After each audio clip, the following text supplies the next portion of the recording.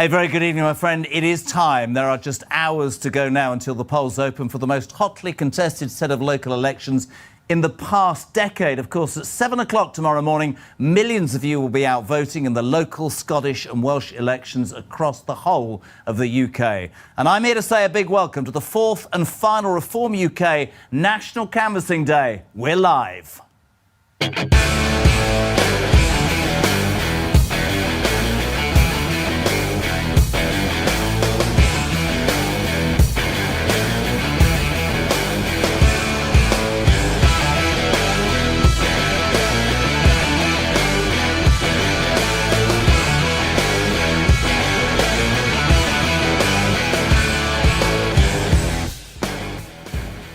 A very, very good evening and a big, big welcome. This is Jeremy Kyle live from Reform UK HQ in central London. We are at the top of the tower in Westminster, the seat of political power in the United Kingdom. Now, you'll know that recent polling shows that Reform UK is surging across the board and has in fact led in the last 275 opinion polls. It is fair to say that the Labour Party and the Conservative Party are in real trouble.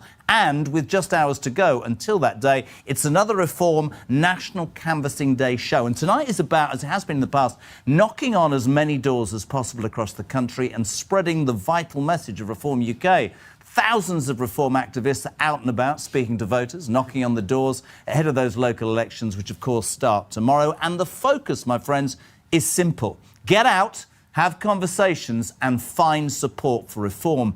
We all know that elections are won on the doorsteps. It is about one conversation at a time, and Reform is out in force this evening doing exactly that. And don't forget, Reform UK's message is clear. Vote Reform, get Starmer out. So here we are. The evening is setting here in London. And firstly, let me introduce you to two, well, top quality guests. God, the budget we must have. We're delighted to say a very good evening. Lee Anderson, Reform MP, of course, for Ashfield, and Lyndon Kemp-Carron, the leader of Kent County Council. How are we? Great. The nail varnish matches the top, which matches the tie. Everything's working. Got it all going on, haven't we, tonight? I've done a few of these on Saturday afternoons. Tonight, of course, is the last time before those elections tomorrow. The enthusiasm amongst the Reform activists to get out there from their branches and spread the word is sort of, in my opinion, unparalleled. It's been extraordinary. I mean, what a 6-week campaign it's been. Everywhere I've been all over the place. Kent, obviously. Yep. That's where I'm from, where I'm based. Sussex, Essex, Bexley.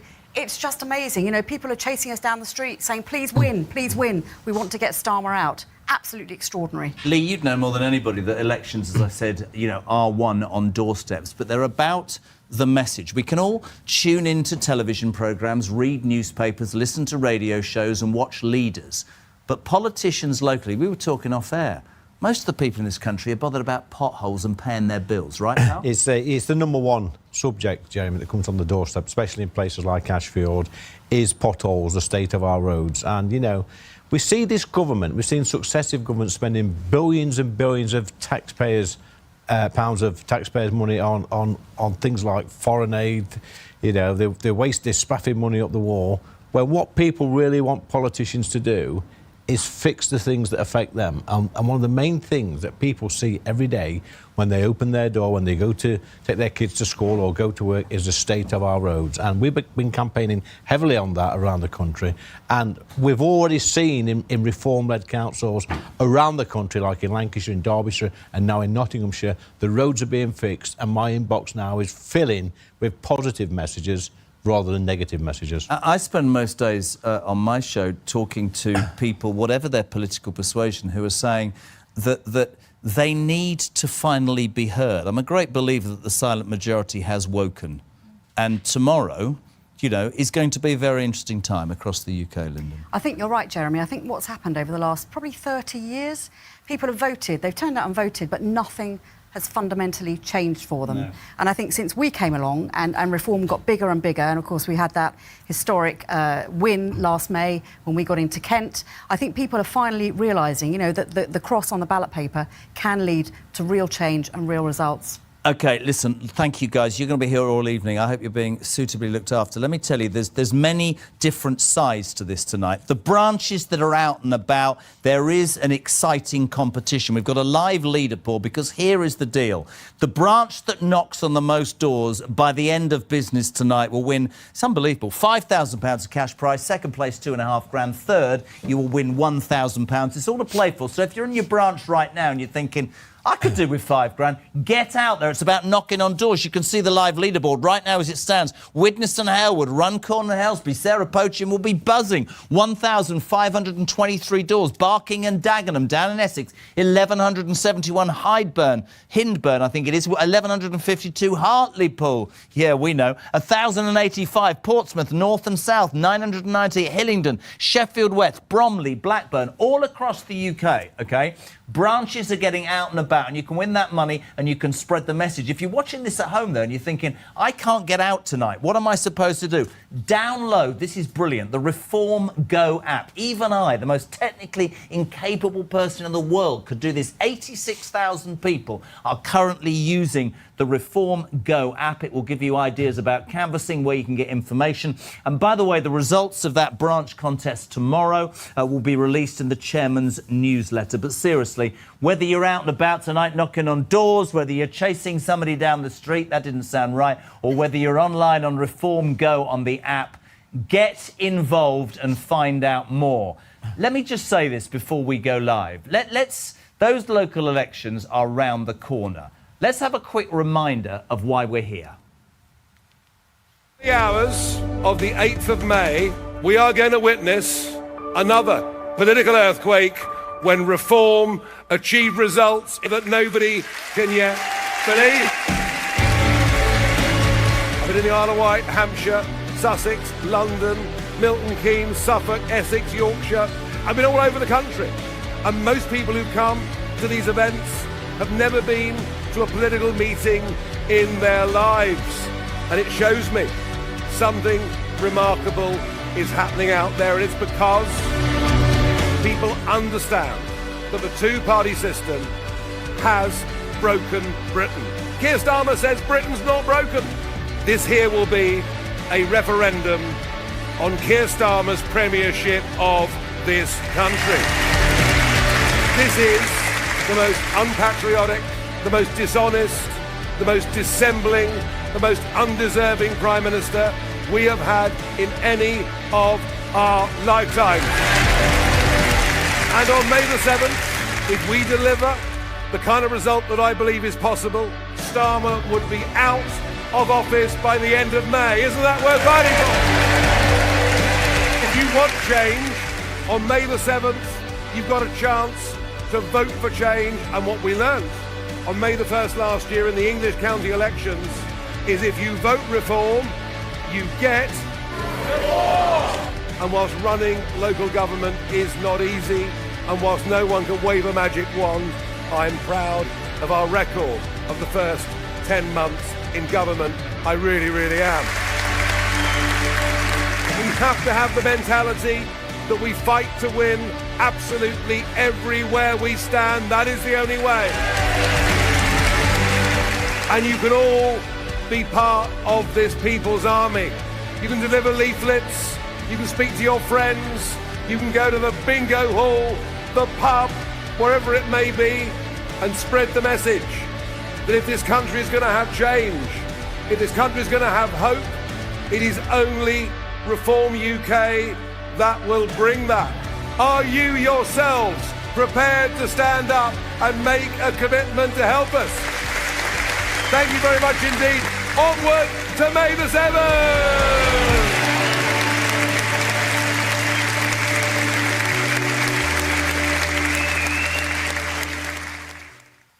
So on the eve of those local elections that, as we say, kick off at 7 a.m. tomorrow morning, let's cross live to St Helens up north. The leader of Reform UK, Nigel Farage. Nigel, how's it going, my friend? Jeremy, good evening. Well, I'm here. This is my 77th, I think it is, campaign visit. I've been on the road for 9 weeks, and I've left the last visit to the St Helens branch. Now, you know, having done the campaigning days, this branch have knocked on 40 2,000 doors. So I've saved the best till last, my last evening here with the gang in St Helens. And you know what? I think they're going to smash it tomorrow. What do you think, guys? Yeah! And they think they are too. Nigel, I was saying to Lee and to Lynn as well, who's in the studio, I've never seen such involvement locally with people. This fantastic competition amongst branches to say, get out, touch the flesh, meet people. You're a high-profile politician, as is Lee. People read newspapers, they see the national stuff. Politics in this country is about people on the doorsteps telling you, I guess, as politicians, what needs to be done. And that, for me, is the most refreshing thing about these national canvassing days. And I guess you'd agree. Yeah, you know what? Most of these people here tonight have never been in politics before, never stood before. Some have, but most haven't. They're all getting engaged because they're terrified of the direction the country's going in, fear for their children, their grandchildren, and yeah, they're active, they're on the ground. I mean, we as a party have knocked on millions of doors across the country. We've put more energy, more effort in than anybody else, and I do believe it'll bear results tomorrow. I genuinely do, and I mean that in Wales, in Scotland, across England. You know, I think we're going to have an extraordinary set of results that sees the Labour Party in its traditional areas frankly being wiped out, and the Tories now being reduced to a non-national political party. So it's big stuff. In terms of yourself, you've been out on the road, as you said, you've been campaigning, as have all the teams. What does the night before such an important day do? Is it sitting and biting the nails? Is it down the pub for just one? Or is it still knocking on doors till the last minute, Nigel? No, I'm here with the gang, and when we finish this live broadcast with you, I'm going to go and join them and knock on some doors with them here in St Helens. There are still a few doors they haven't yet knocked on. Now, the nerves come in. The nerves come in at 10 o'clock tomorrow night. When the polls close, you've got this terrible wait. And, of course, the results of all these elections will be staggered until about 4 o'clock on Saturday afternoon. So that's when the nerves kick in. But, no, up until 10 o'clock tomorrow, it is run to the line. And in terms of yourself and in terms of what you feel about tomorrow and how important it is for not just reform but the country, do you see massive changes? I mean, every opinion poll will say that Labour tomorrow will be obliterated on all fronts. And that is what I think most people expect to happen, Nigel. Yeah, of course. And, you know, you never quite know exactly whether the polls are right or whether they're wrong. But I do think that the implications of the vote tomorrow will be historic.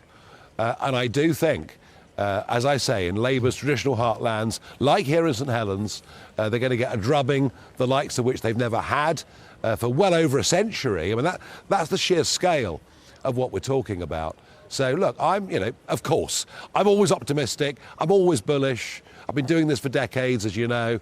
But look, whatever happens, these are going to be significant results. And remember, this is the last big hurdle before the next general election.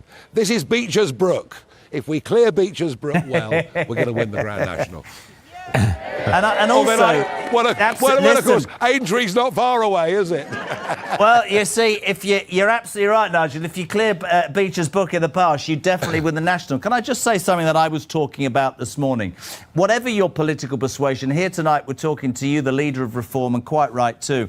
People should exercise their right tomorrow, shouldn't they? They should get out and vote. That apathy, I was reminded today that Sarah Poaching won Runcorn and Helsby by 6 votes, for goodness sake. So it is important to say to everybody, get out and exercise your democratic right tomorrow, right?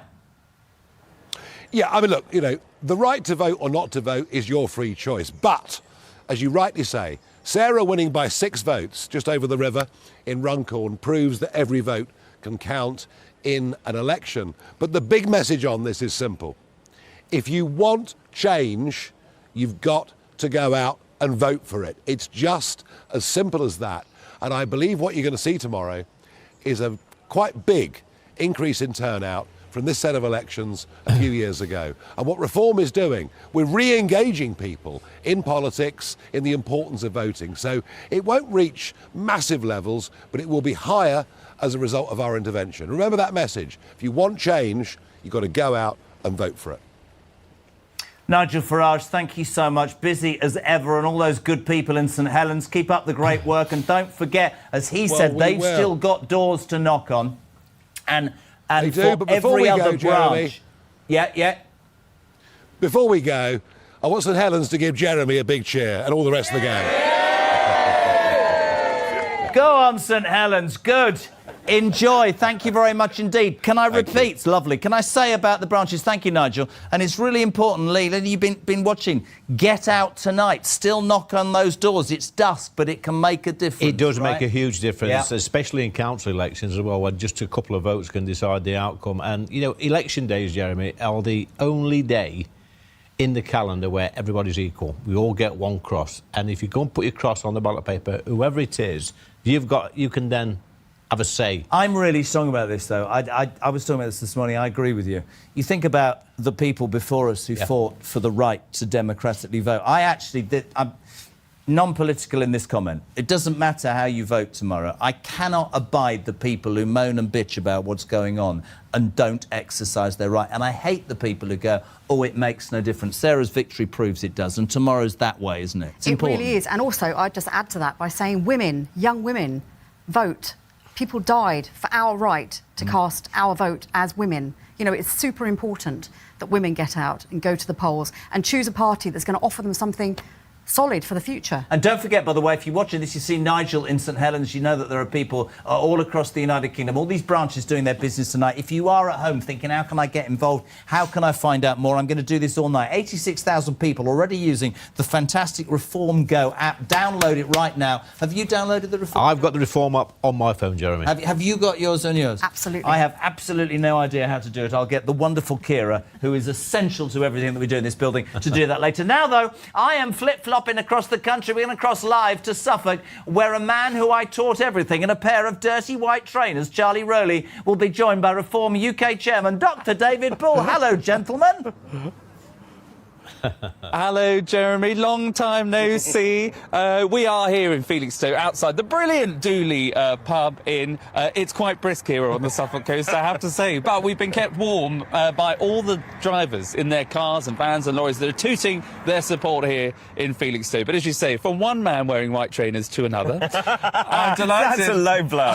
That's a very delighted low to say we are here with the fantastic chairman leading the charge this evening, Dr. David Bull. How are you doing? Yeah, really good. Thank you very much indeed, Charlie. And welcome to my home county, actually. Of course, sunny Suffolk, which isn't very sunny right now, as you can see. And let me just tell you about Felixstowe. You can see the cranes in the background. This is the largest container port in this country. And actually, these are true reformers. And you saw that with the number of lorries that have gone up and down, hooting their support for us. And as you know, I've been going around this country. I've spent 10 months, and it has been a long journey.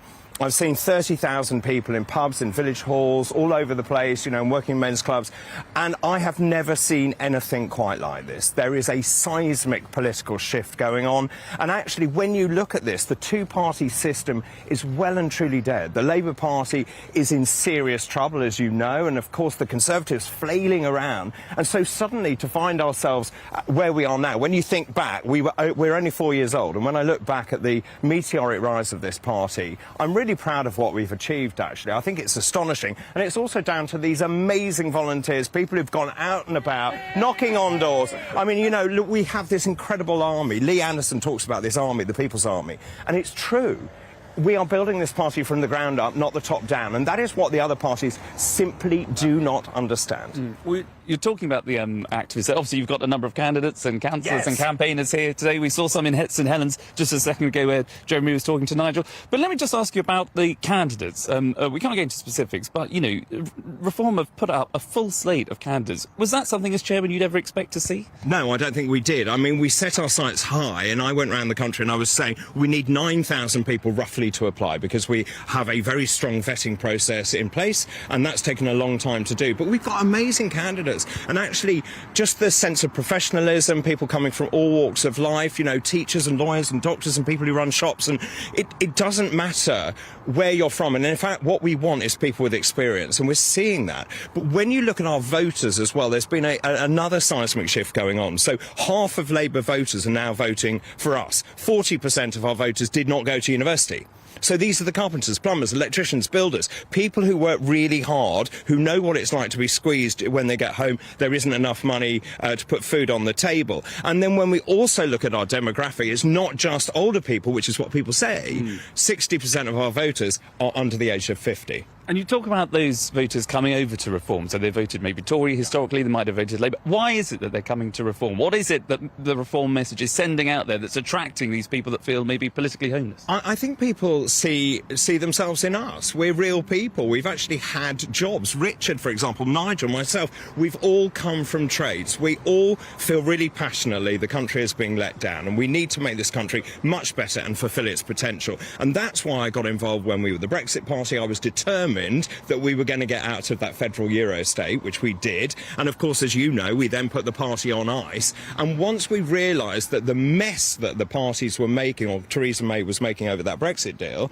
we then founded Reform UK. And so people are saying to us, and people who are hooting, saying, you're the last chance for this great country. And I believe that to be true.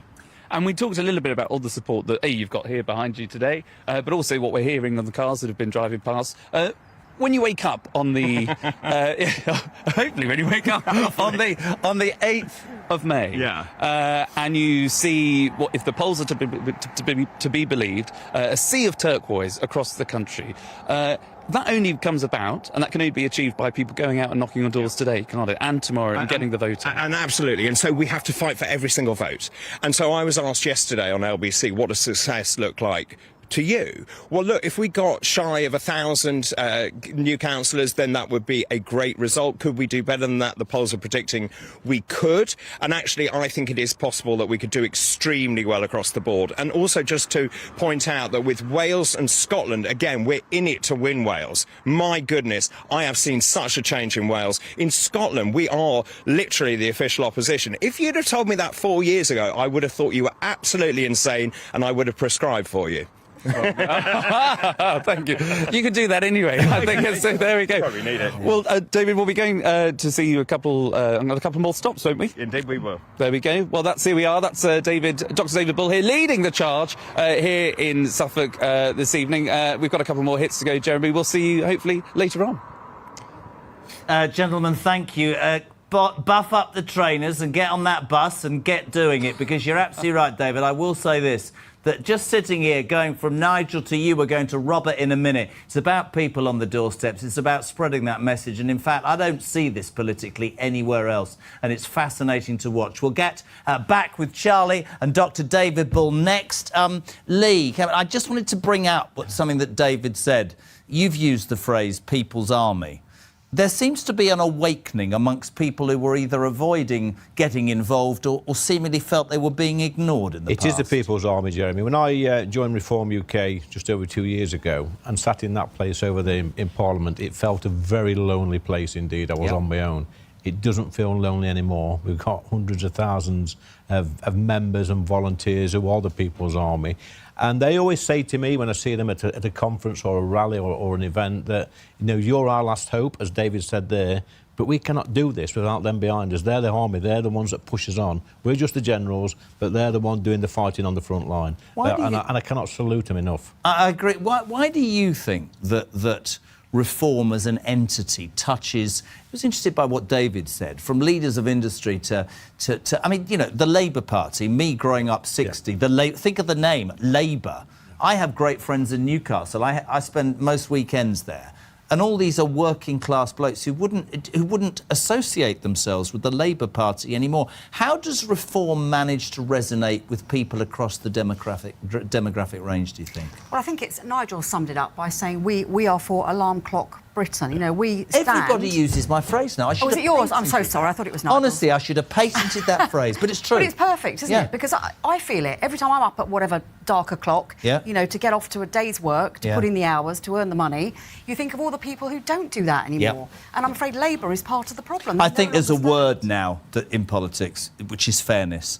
I think the silent majority have gone, I'm living my life correctly, I'm paying my taxes, I'm not breaking the law, and I want my voice to be heard. And that, my friends, if you are watching watching online, if you're out and about in a branch, that's what tonight is about. This is Reform UK, the night before the local elections, getting out and touching the flesh. That's the point, right? I just want to touch upon this before we go to Newark, to the Newark MP and Reform UK Shadow Chancellor Robert Jenrick. I just want to repeat, if you are a branch watching this thinking, at 6:30 I'm going down the pub, don't bother, you can win £5,000 for the branch that knocks on the most doors between now and the close of business. God knows when the close of business is. £5,000 to the leading branch, 2.5 to the second, 1,000 to the third. Can you get me my leaderboard? Honestly, I feel like Jon Snow on that Channel 4 programme. Can I get the leaderboard? Let's have a look at where we are, because I want to encourage everybody to get out there. Look, they're still in the lead. Halton, Widnes and Halewood, Runcorn and Helsby, 1,622 doors they have knocked on.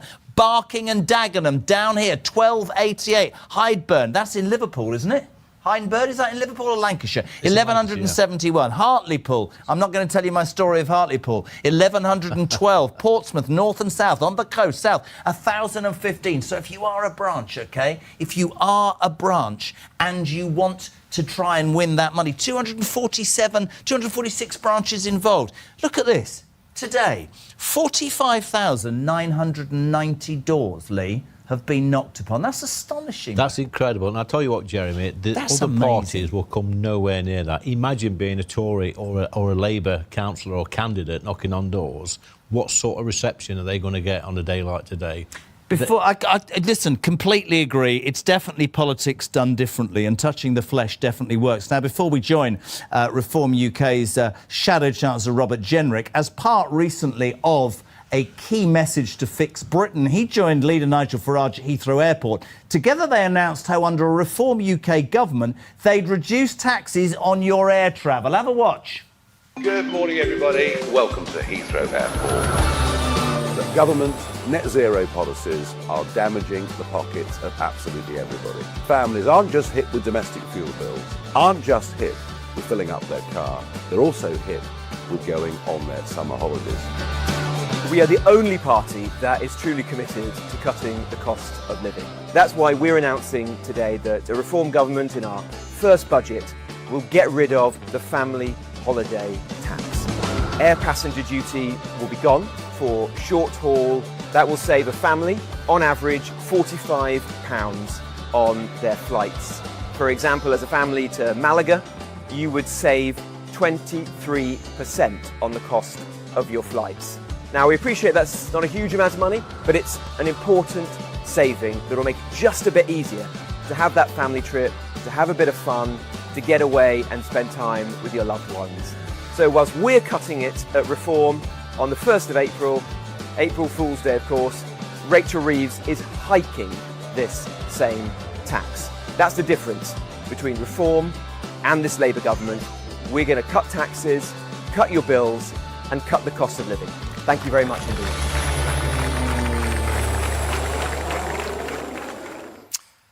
Let's cross live to him. Newark's MP, the Shadow UK Shadow Chancellor. Are we going live to Robert Jenrick? Where's Robert Jenrick? There he is. Where are you, Robert? Hello, I'm in rural Essex, in Sybil Headingham, which is the most beautiful, picturesque Essex village. You can see the White Lion pub is to our side, where we might be popping into for a drink.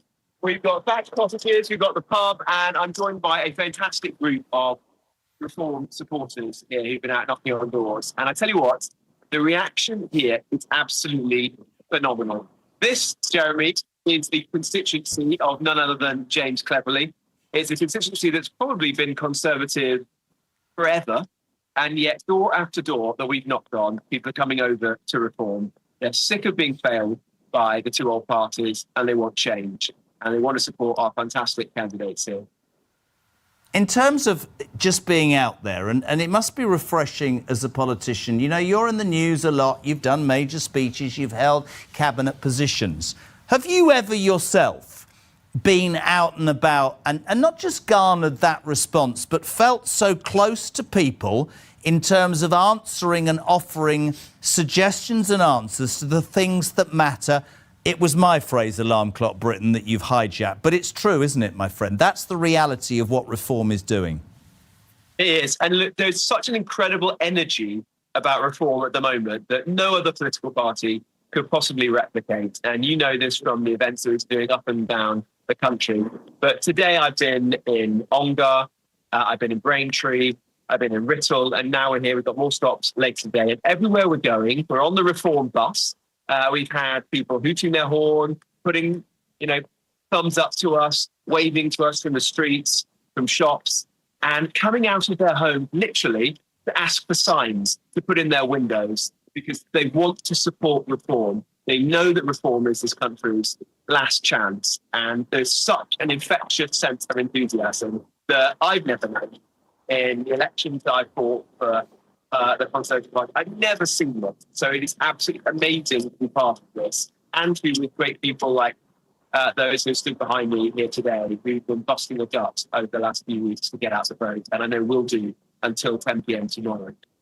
The other thing I wanted to ask you, Rob, because you're one of those people who does get out and about and spread the message, I think quite synonymous with what reform has become. What about when you knock on a door or you come across somebody who doesn't understand the message, doesn't share a belief? Are these people prepared to debate and discuss and listen? Are they actually interested in saying, well, actually, here's a politician who's got off his backside and out of Westminster and is prepared to come here and answer questions about the things that I locally am concerned about? Yeah, totally. Look, I think people understand that reform is a bit different to the other parties. But don't get me wrong, I love the House of Commons, the history, the heritage. I speak in the House of Commons all the time, as do all the other reform MPs. But we're also out and about across the country, raising the real concerns of the public. Not just Westminster Parliament. We've been talking about, the cost of fuel on the forecourts, the cost of people's energy bills. We've been today in cafes and pubs and fish and chip shops and hearing from small business people who are struggling at the moment. We began the day in a pub and the landlord didn't know if he'd be able to keep going for another year because of Rachel Reeves's taxes piling on costs to him. They didn't understand the margins that people are operating on at the moment here in the real world. These are the issues that reform wants to get to grips with and make people's lives just a little bit better.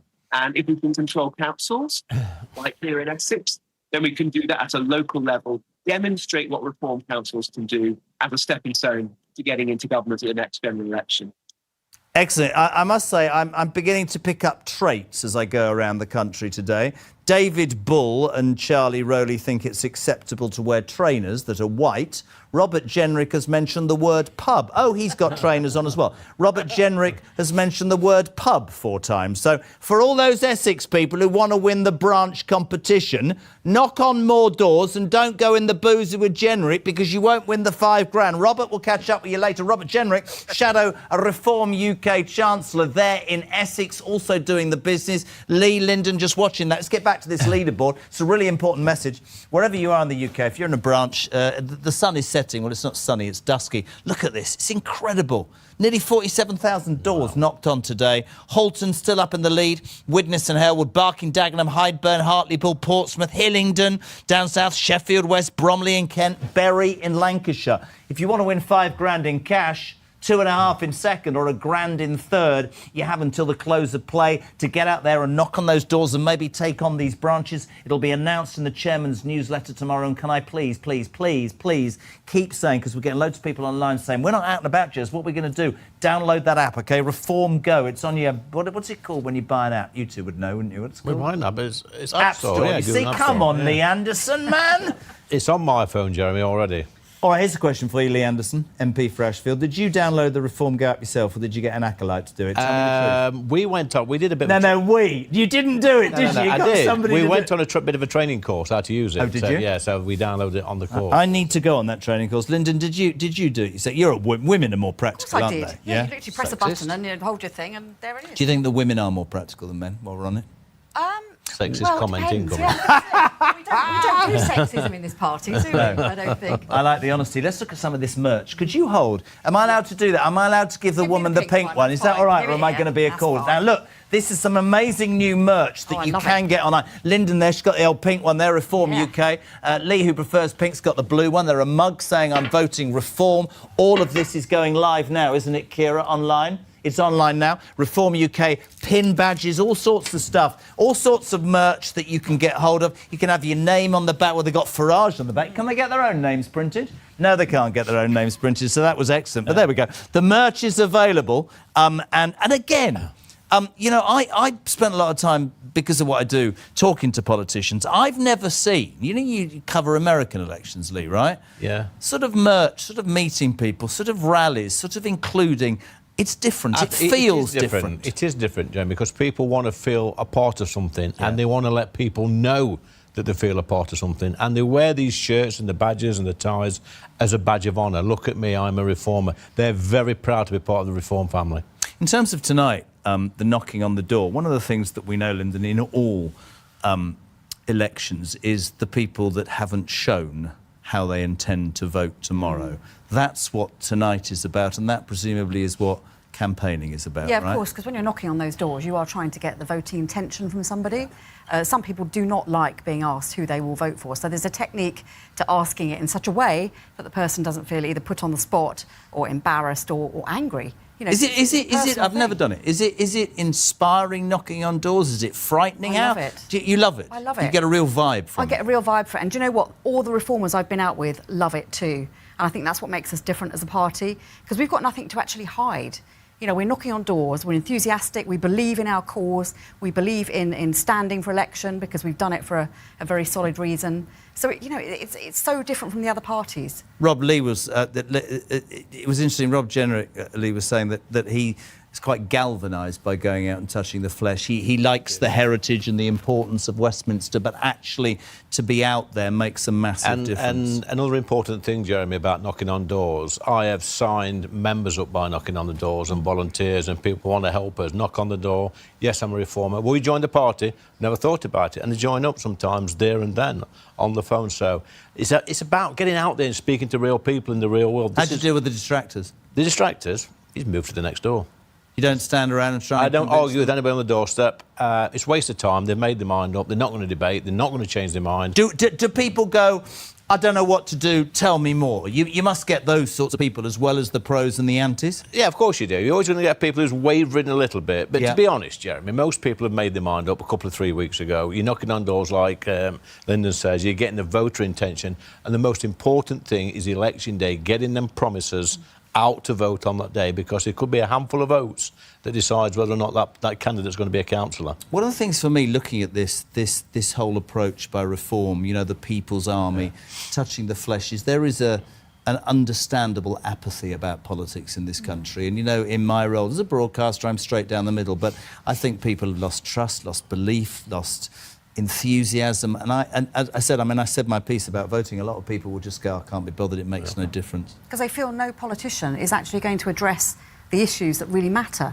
You know, immigration is the big one. I know these are mostly local council elections, but when I was campaigning this time last May in Kent, that was the #1 issue that kept coming up on the doorsteps. People aren't daft.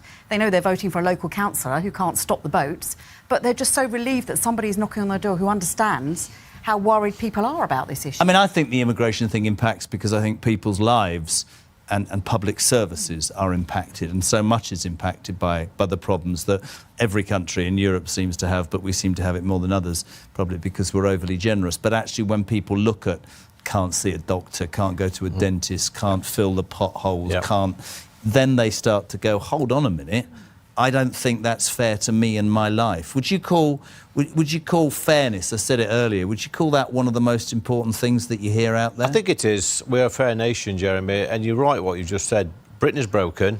Nothing works in this country. Like you say, you can't get a doctor's appointment, a dental appointment. The roads are in a shocking state. Our borders are not secure. Our police don't come out to investigate crime. Nothing works in this country. People vote for one thing and get another, and they're fed up. And I guess the message for you as a party is not just to scream that message from the rooftops, but to somehow convince people that if given that responsibility, you'll see it through. And that's a difficult thing, because some doors we knock on, they assume we're just like the rest of them. So it's really useful for me to point out, I wasn't a professional. I haven't done this before. Haven't done it before. Yeah. I stepped up because there's a country to save, and I felt I couldn't do nothing. And I think also the other thing is what we said about the sorts of people that go into politics. I mean, we've talked about this off air before. I was brought up with conviction politicians, love or hate her. Margaret Thatcher had a view and she was going to do it, and if you didn't agree with it, she fired you, until everybody got together and fired her. Even Blair was a conviction politician. I haven't seen conviction politicians in this country until now for a long time. You're right, and that's what's gone wrong in British politics. People are going into politics to become a politician for the sake of becoming a politician.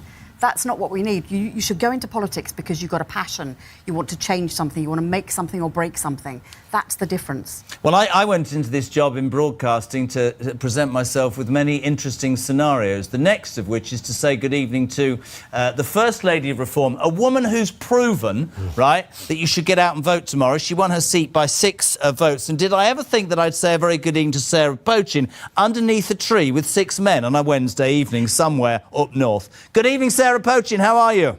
I'm very well, thank you. What do you mean somewhere up north? I'm in Runcorn, of course. By the way, doing well on the leaderboard, Runcorn and Helsby, second place in terms of how many doors you've knocked on, you lot. You could win $5,000 if you chivied along later. How's it going, Sarah? It's going amazing. I'm here in one of the wards that we've got 9 councillors candidates standing in Runcorn. This is one of the wards. I'm here with the candidate here, Jack, and we're knocking on doors. And in fact, all over the wards, we've got the candidates out knocking on doors tonight. We're all so excited because it reminds me of just a year ago what it was like when we were campaigning the night before the famous by-election. And like you've just said, every single vote counts. And my message tonight to everybody who's tired, everybody who's like, oh, they think they can't pound another pavement, keep going, because I got in on 6 votes. So that last door you knock on, that last leaflet you put out, the last person you speak to might make all the difference in your area. So please keep going. I couldn't agree more. In terms of Runcorn tonight, what's the atmosphere like? We've heard, I mean, thank God you haven't got white trainers on. We've seen Rowley and David Bull in white trainers. We've crossed to Jenrick. He's in the pub the whole time in his trainers. Hang on, Jeremy, look. If you've got white trainers, oh, my absolute God. So can we just make the point, right?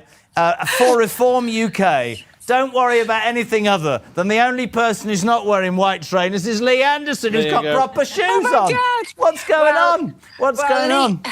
Lee needs to get himself some white trainers, because I tell you what, when us reformers are on the campaign trail, we move that quickly that you've got to have your trainers on.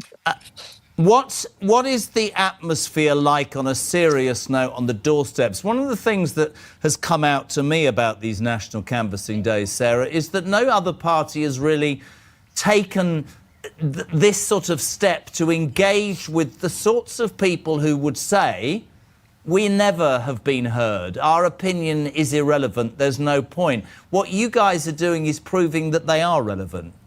It's so true. Up here, I get that so many times. I've been knocking on doors endlessly in this campaign, and I get so many people say to me, wow, we've never seen our MP on this street. And that is exactly what Reform is all about. It's about getting out there, talking to people, because we are just real people. We are not career politicians.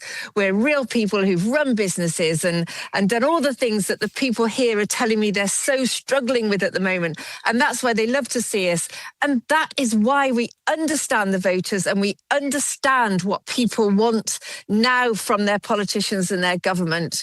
And people tell me literally every door that I speak to people on, they are so fed up.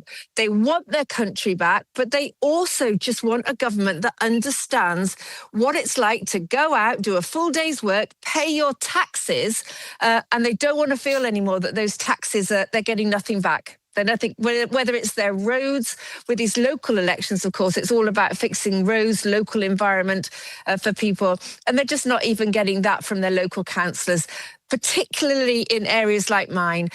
People feel that they've had their vote taken for granted by the Labour Party and they've just had enough. It's really interesting, isn't it, in politics, that if you stepped back from it, Sarah, you'd say that the most obvious way to connect with people is to listen to what they want and to try and come up with a strategy, lo and behold, that gave them what they think would make their lives better. But politics has become distanced, I think, from the streets. And we were talking earlier in the studio with Lyndon and with Lee about fairness. And you know what I do every day, and tonight I'm just a commentator, but I get the distinct feeling that Great Britain feels that it's all a bit unfair right now, and we want to be heard and we want to have a say. Look, I was stopped. I've just left my office about an hour ago. I was stopped on the way out, by a couple of residents. They were talking to me about what their children are being taught in schools. It doesn't matter which part of life now that people want to talk about. They do feel that we're not being represented. Our culture's not being represented. Our views are not being represented. And there were a couple of people in their car that stopped me and said, they are so concerned about the biased lessons now that their children are being taught in schools. We've had a nurse today that's shown us a letter about what Unison has put about absolute nonsense that they're putting about reform in this area and telling people not to vote for reform. But people can see through all of that because they are absolutely fed up with being treated unfairly, with feeling like that their views are not being heard and feeling like their own heritage is being lost, a feeling out of control about what their children are being taught in schools. Whichever aspect of life it is, people feel that they're not being represented by their politicians. They're being represented by career politicians who have spent their life in Westminster, not real people like myself or like Jack here, who is going to hopefully by this time tomorrow be representing the ward we're standing in. But that's what people want. They want people who are going to listen to them. Is Jack able to speak, or have you only... Can you share your microphone with Jack, or is that difficult? He won't be able to... I'll tell you what, if I take my earpods off, hold on a minute, Jerry. I would like to speak to... we'll try it. Listen, it might work, it might not. Let's just have a go. Just as a local councillor, Jack, can you hear me? Right, Jack, can you hear Jerry? Yeah, the sound isn't great, but I can hear you, thanks. What is it like out on the streets now, meeting the general public on the cusp of this local election? What are they saying to you? What are the people of Britain demanding from you in Runcorn? OK, yeah, the response has been absolutely fantastic. I would say that for everybody that was against us, there's literally about 15 to 18 I've found that are for us. We have found the occasional loony, but most people are with us all the way. And I would say they'll be glad to see us in. And I'm looking forward to us being elected so we can do some good for this borough. And just for yourself, and I think it's an important message I want to get across, why did you decide to give up whatever you were doing and make a step to representing your local community? What was it that galvanised you to put your head above the parapet, my friend? OK, the thing that finally did it for me, I looked at how badly the country's being run.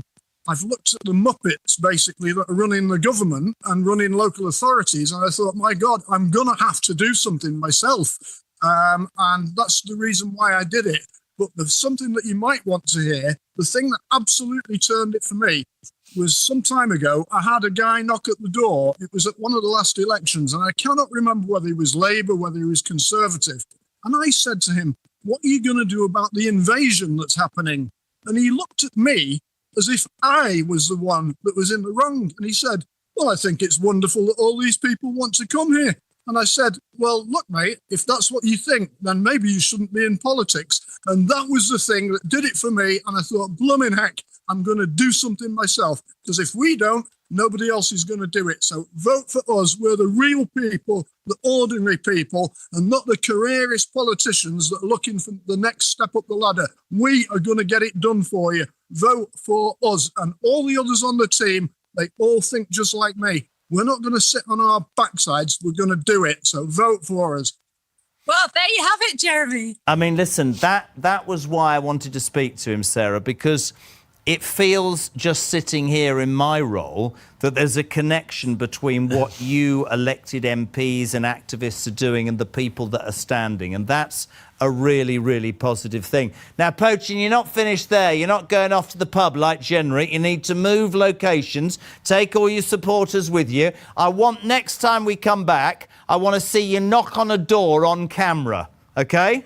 That's risky. No, it's not risky. If you've got any intelligence, she'll set it up so they go, oh, hello, Sarah, I'll vote for you. But what I really want is somebody who goes no and you convince them. We'll come back to you later. Well done, Runcorn. Before we speak as well more about the leaderboard and other people, another measure in Reform UK's manifesto, and this is important to many people watching online right now, is how this party aims to protect your pension. Shadow Chancellor Robert Jenrick held a press conference recently to explain how Reform would stop the Labour taxes on the older generation. Take a look.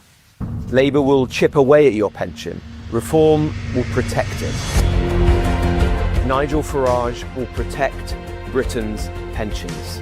Credibly commit to keep the triple lock. We are the only party with the backbone to cut the tens and tens of billions of waste every year. Under Reform and Nigel Farage, your pension will always rise each year, with either inflation, average earnings, or by 2.5%, whichever of those three figures is the highest. We can only make the commitment today because we will cut tens and tens of billions of pounds of taxpayers' money the government wastes every year. The scale of all this waste is actually hard to conceive. Millions of pensioners, and in fact people in their late 50s and early 60s, are genuinely worried at the moment. They've paid in for 30 or 40 years, but they look at the debt that successive governments have racked up. They look at Labour borrowing left, right and centre, just like the Conservatives did, and they know, they fear, something's got to give.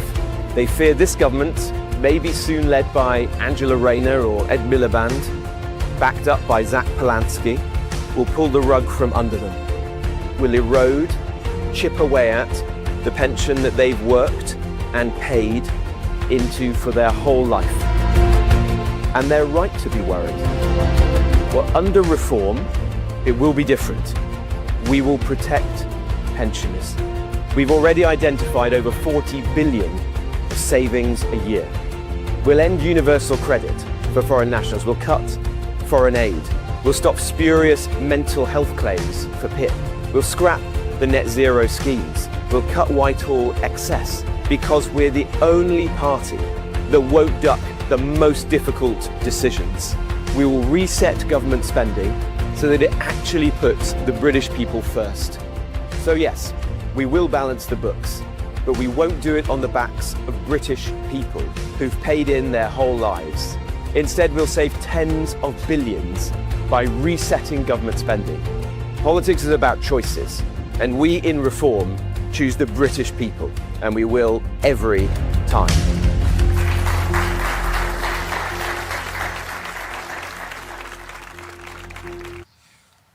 Very interesting. Just talking to Lee Anderson and Lyndon Kemp-Carran from Kent County Council. Interesting to shoot across the country. Speak to David Bull in Sussex. Speak to Nigel in St Helens. Speak to Sarah Pochin there in Runcorn. Speak to Robert, you know, out and about in Essex. It's not about the numbers of people.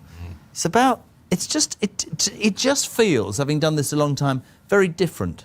It does feel different. I think we often talk about an invasion, Jeremy, in this country. This is an invasion of the People's Army. People get offended by that word. No, I don't get offended. I do get offended of the invasion that's happening, but this is an invasion by the People's Army. And look at the places we're going to around the country. We're going to strong Tory areas and strong Labour areas, and we're going to win these councils. That is phenomenal. And this is the reason you see thousands of reformers up and down the country on the campaign trail, and you don't see many of the other parties. Why is that? Because they daren't knock on a door, because they're frit of the response they're going to get on the doorstep. Because, like I said before, Jeremy, people have consistently voted for one thing from the two main parties and got something completely different. And we offer something different. Just tomorrow, obviously we're here with the Reform. We know that there are other parties involved tomorrow. But does tomorrow sound the death knell, Lyndon, for the two-party system that all of my life has been apparent, apart from a few Liberal gains and the SDP showing their face? Are we talking about the birth of different politics as of tomorrow morning? I think we are, and that's both amazing and frightening in equal measure, because that's all we've ever known, right? We've only ever known the two big parties. It would either be Labour or the Conservatives. Why is it frightening? With a protest vote in the background. Because it's a change, and change always is slightly unsettling. But I wouldn't be doing this unless I believed it was possible to make that change a really positive thing for this country. I simply wouldn't have stood. But I did stand because I realised there was a massive job to do.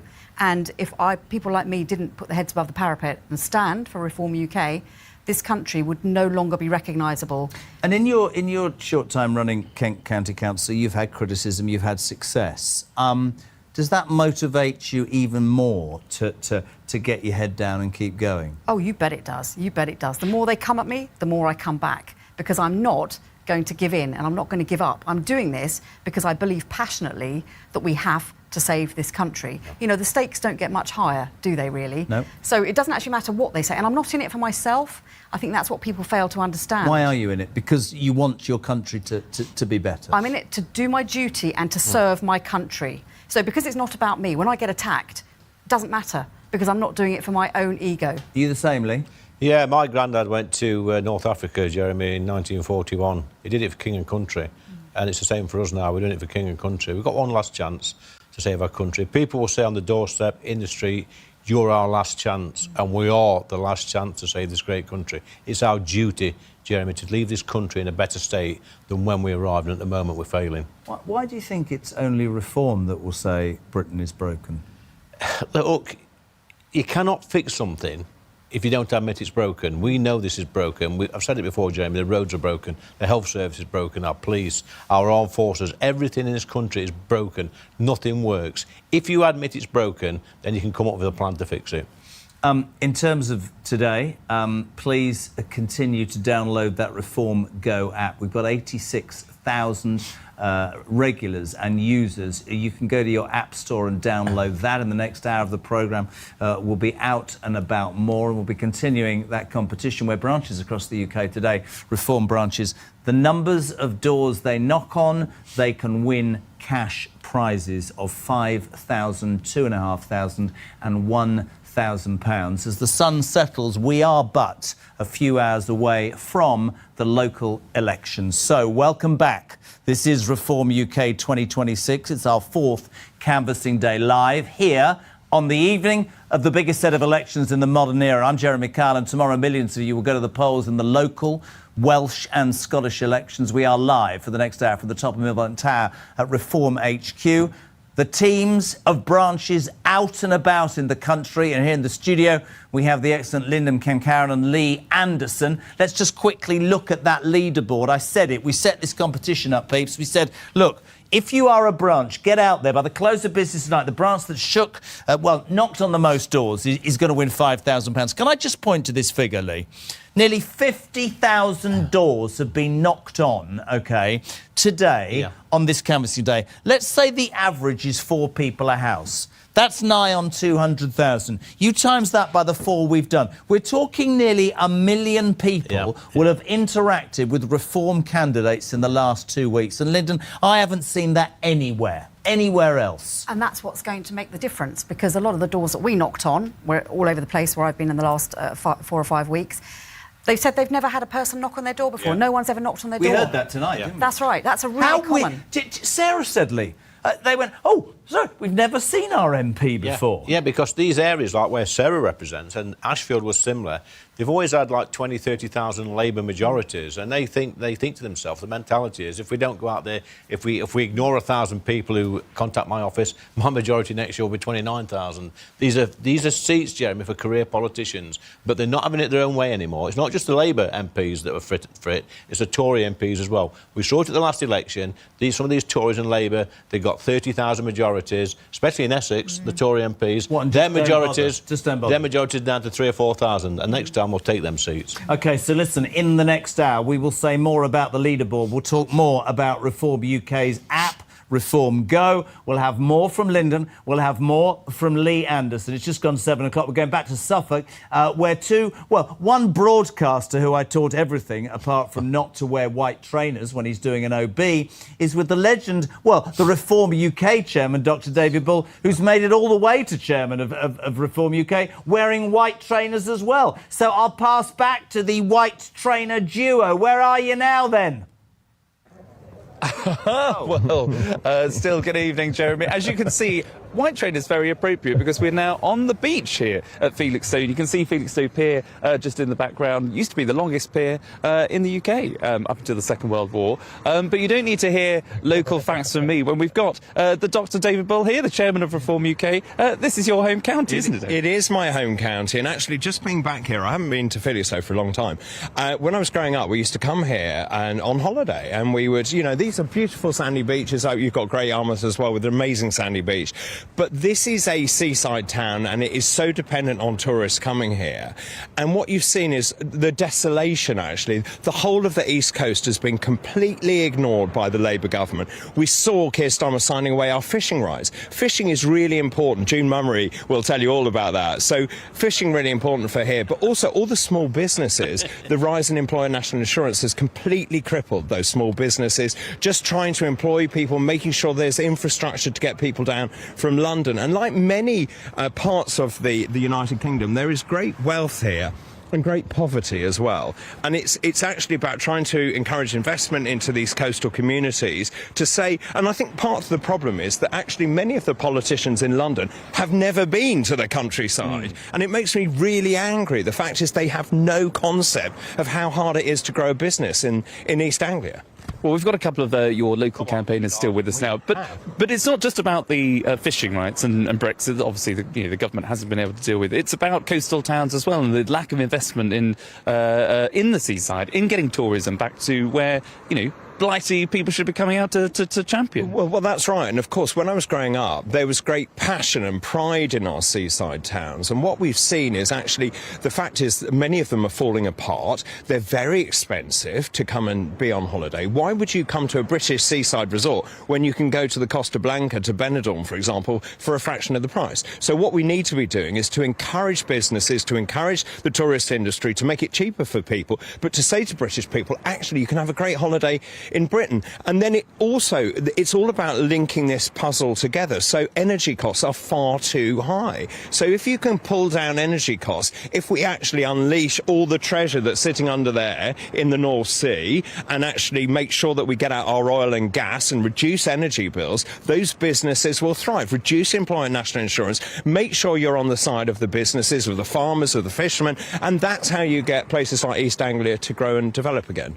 You're a local lad. This is your home county, as we talked about, but this used to be Tory territory, didn't it? It did, very much so. Why the change? What are you seeing? The change of people coming over from the Tories to Reform. But what is the change within the community that's making people now change the way they vote? Well, I think you never used to count the Tory vote. You weighed it. I mean, it's so conservative, but not any longer. And I think what all my friends who I went to school with are saying, and it doesn't matter if they're farmers or run businesses or whatever they do, they have been neglected and ignored for 14 years. And it's all very well for Kemi Badenoch to say, oh, we've listened and we've changed. Well, you didn't do it, did you? And that is what people are saying, is that actually the country is in free fall. We need to do something about it. There is a party that is on the side of people who work hard. And Nigel talks about this a great deal, which is those are the people who get up in the morning, the alarm clock generation, who set their alarms, who get out to work, who earn money. And then at the end of the day, they find that they have no money to do anything. And that's just not right. And we've seen the rise of the benefit culture as well. For me, this is about fairness, and it feels distinctly unfair at the moment. Well, I think that was beautifully put, and people will agree with that. And speaking of beautiful, I'm now going to see what I did there. I'm going to join some beautiful people over here. You still got all your activists. Thank you very much, David. We'll be seeing you again at the next hit. And I'll avoid doing a Neil Kinnock moment while we're on the beaches here. Many people remember that, I'm sure. Just can we talk to you very briefly? Because you're local here as well. You're a councillor. But you know all there is to know about this particular area. What changes have you seen over the last few years? And what are the changes in the way in which people are now voting, do you think? The changes that the whole town is, the dynamics of the town has changed through the developments that have happened here. That we've got so many housing developments that is swamping around the town, and the infrastructure isn't here to handle it. It's the doctor surgeries, the schools at breaking point, and we need more investment in infrastructure to sustain these developments. But ideally, we don't want all the developments being focused all on Felixstowe. We've got a whole coastline, we've got a lot of area around here, and it's too concentrated in one area at the moment. I'm seeing lots of shaking heads, not because it's cold, nodding heads, because they agree with you, I should say. But the same question I asked David, really. He talked about, the Tory vote in this particular part of the world being a vote that you weighed, not counted, because it was so heavy towards Conservative. You used to be a Conservative, you were telling me a second ago. I was Conservative. I spent 23 years in the Army, and when you spend all that time in the Army, you tend to be a Conservative way. We had the Conservatives in government for a long majority of that time, and I fell out of love with the Conservatives. Unfortunately, they just seem to have let us down. Since leaving the Army, I spent 10 years running my own company here in Felixstowe. It's only a property maintenance company, but the struggles that we have as a small business is so difficult, and the Conservatives just have not helped us in any shape or form. And it's that rise in national insurance contributions, the rise in business rates, the rise in taxes that we've seen year after year under this government, when they promised us that they weren't going to do that. It's a struggle, is it? It's very much a struggle, yes. It's the household shop, it's everything, the bills. I've got young children. We'd like them to go to the social clubs, the swimming clubs, and all those sort of things. But they're all extra expense on top of all the other burdens that we've got on top of the things today, and it makes it difficult. Well, you've got some nodding heads in agreement here. If I can just pan round, I'll come round this way. You can see my front there as opposed to my back, which is probably a bit like my career after this, I should imagine, going. You agreeing with everything that Tristan was just saying there? Absolutely. Yes, I mean, what has been the joy is actually finding a group of people that think the same way and want to get out there and do something. I've moved here 10 years ago, and I watched it change. Everybody said, I'm American, I'm dual citizenship, and I'm living in a seaside community. Everybody wants to live by the sea and come by the sea. So we need to build this place up. And if you look at some of the old pictures of Felixstowe, it was stunning. Absolutely stunning. And that's what we want to do. We want to rebuild it and restore it. We want to make it look good. And you talked about the feel there. Is reform as a movement, the feel of reform, is that something that's attracted you to reform? Obviously, you're a dual citizen, but you're all here today, and some of you have come from the Conservative Party. Is it the mood of reform? Is it the vibe that people are attracted because they just think it's obviously the way forward, that Britain needs change, Britain is broken, and reform are the only ones to fix it? I think it is. I think it's probably our last chance. This is how you feel. The reform is the last chance we've got to actually make a serious change in this country. You see a degradation of all our culture. The culture is failing, really. It's not what we used to have.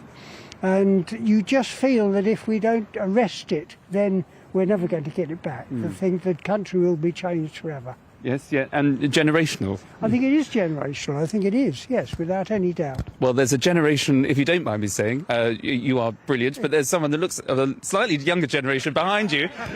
See, it all links together here. Can I come and chat to you? Of course you can, yeah. Is that okay? Yeah, so why would you, how old are you, if you don't mind me asking? I am 25. 25, okay. Yeah. So you could be doing anything. You could be in a band, you could be travelling. So why are you here on a Wednesday night campaigning for Reform UK? Well, it's like you say, it is all about change. I mean, I've got two daughters. I was a young father, and actually I want them to have a better life and have a good upbringing, and I think Reform will bring that to them.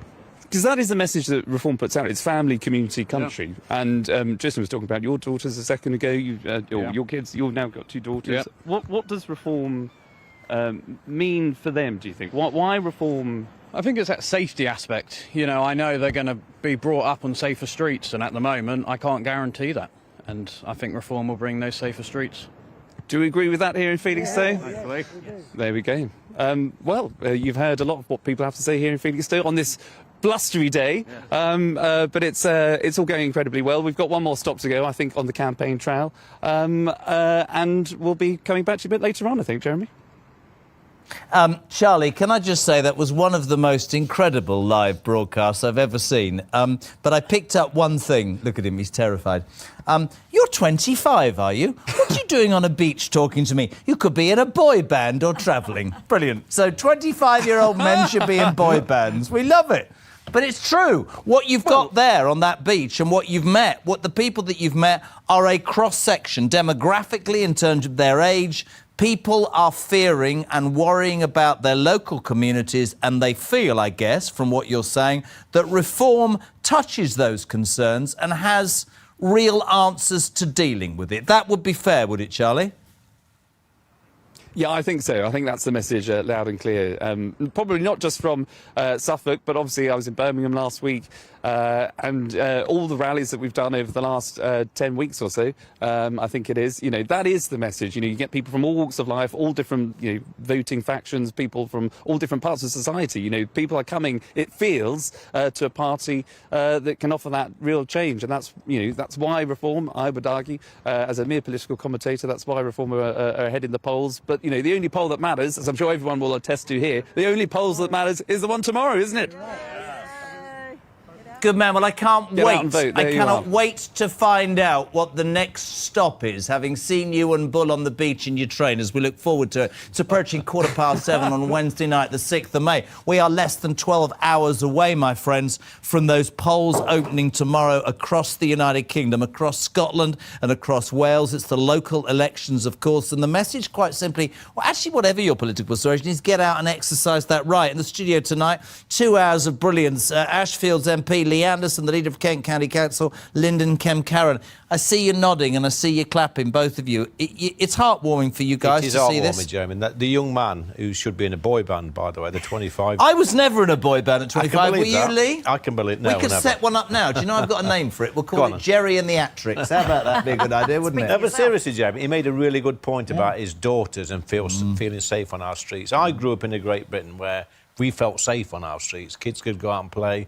But what have we got these days, Jeremy? We see it on a daily basis now. Another young lady's been attacked from one of these people that's come over on a boat. And that young man there that's just been on the clip will be worrying about his daughter's future. And we've had this situation for the last couple of years now where these illegal migrants have been in our hotels. We've got the brainwave to take them out of the hotels, put them into HMOs on streets. How would that young man feel if a HMO opened on his street and they filled it full of 6 illegal migrants who were unvetted, who could get up to all sorts of mischief? Listen, it's interesting if you look at the country as a whole. Pride seems to have gone. Community seems to have gone. Yeah. Family. You just said it. I mean, look, I'm probably older than you. Yeah. When we got home from school, right, she opened the back door and practically kicked us out for 2 hours, and your jeans and your bike, you went anywhere, and she shouted tea and you were in.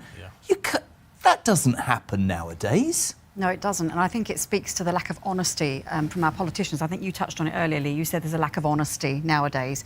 And I think you're right. A blindness, almost. A willful blindness. A lack of wanting to be involved and answer the real questions. Because if you acknowledge the problem, you've got to be honest about why the problem's occurred. And I think our current batch of politicians, present company accepted, obviously, just can't go there because they've created this problem, this mess. Well, that's the very smart. I was going to ask you, Lee, and you touched upon it earlier when you said, look, it was a very lonely place for you a couple of years ago, the House of Commons. I watched doing the job as a political commentator, the Reform MPs stand up and are frankly treated with the uttermost disdain by these people who seem to believe they've a divine right to those green benches. And you look at those people that we're talking to across the UK tonight and you think, not sure if you people in the House of Commons actually understand the depth of anger or desire for change amongst the voting masses. This is the advantage we have as Reform politicians and MPs. We know that there's millions of people out there that do support us. That place over there, General, it's over there, does not... Behind me, yeah. It does not represent the British public. I go in there and sit on the green benches on a daily basis, and when you hear some of the nonsense, the chattering from the Greens, the Lib Dems, the Independents, the Tories, the Labour lot across there, you think you've gone into a lunatic asylum. That's how it feels. They look down their noses at you? Yeah, they sneer at us. They sneer at people like me because of my background and where I'm from. And you can see them muttering, and you can hear things that they call us racist, they call us bigots. And you know what? When they're calling me a racist and a bigot, they're calling my 81-year-old dad a racist and my 78-year-old mother a racist. And I'll tell you what, Jamie, they're not racist. They voted Labour all their life, and now they're members of Reform UK. Very interesting. Listen, now, obviously, in the build-up to tonight, which is the final night before the polling booths open tomorrow, much has been done in terms of Reform as an entity getting out and about there. Its leader, Nigel Farage, has been touring this country, meeting campaigns and candidates. One stop on the tour was Worthing in West Sussex. Take a look at this. Don't jump into the unknown, which means don't vote Green, because they're mad. Are you going to vote for us next week? Yes. Oh, no way! Hello, how you doing? All right. Nice to meet you. Good to meet you. Hello, how you doing? All right. You are going to vote for us? Vote for you. He's going to vote for us. How about that? 1,000,000%. 1,000,000%. Yeah. Well, here we are in Worthing with the Worthing gang, campaigning hard and enthusiastically, and what better could it be? On the pier, a proper English seaside scene, and we're running to the line.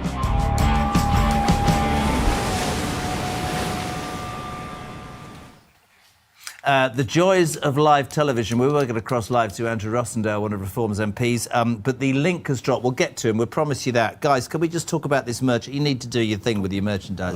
Let's change. Should we? No, let's not change. Do you want to swap? Oh, look, political correctness even here at Reform HQ. Now, this merchandise, football shirts in blue and pink with Farage's name and number on the back. Here's a question for you, team. Why has it got number 10 on the back, Lee? Well, that is the address is where Nigel will be residing in about 3 or 4 years' Oh, time. it doesn't mean he's 10 Downing Street. Somebody said to me at the party conference, is that because he'd play at the top of the pitch? And I went, I think it's something to do with 10 Downing Street. Yeah. Some of this merchandise, by the way, fantastic and available, Kira, right now online. Is that right?